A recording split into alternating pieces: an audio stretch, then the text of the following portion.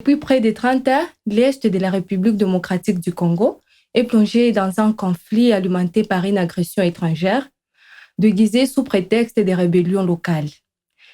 Les guerres ne sont que des outils pour déstabiliser la région, mais aussi une stratégie pour piller systématiquement les ressources matérielles d'une région extrêmement riche. Depuis longtemps, le Rwandais est accusé de soutenir les mouvements rebelles et cette situation n'est pas un secret. Pourtant, la communauté internationale persiste dans un silence assourdissant parce que c'est un conflit profite indirectement à des acteurs économiques majeurs, comme les dénonce cette vidéo. Pour le peuple congolais, les cycles de violence et de pillage est une double peine.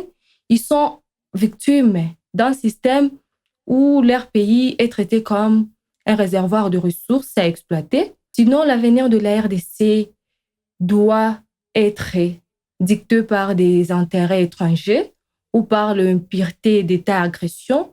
Par là, le peuple congolais mérite la paix, la justice et la dignité. Et cela passe par une action collective et courageuse, car chaque jour de silence est un jour de trop. L'histoire de la République démocratique du Congo est marquée par un paradoxe cruel.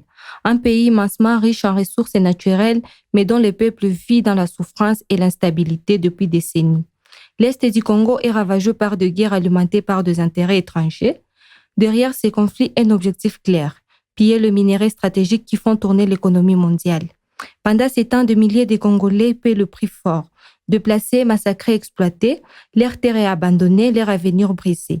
Chaque jour de silence est un jour de trop. L'impunité des États agresseurs doit cesser. Mais un vent de révolte souffle sur l'Afrique. La jeunesse panafricaine s'élève, consciente que l'avenir du continent ne doit plus être dicté par des intérêts extérieurs. Le temps est venu de reprendre à main notre destin. Exiger justice de défendre la souveraineté du Congo et de l'Afrique tout entière, car un continent qui laisse piller ses richesses condamne ses enfants à la pauvreté et à la dépendance. L'histoire retiendra ceux qui se sont levés. L'Afrique de demain sera celle de ceux qui auront osé dire non à l'exploitation et oui à la dignité.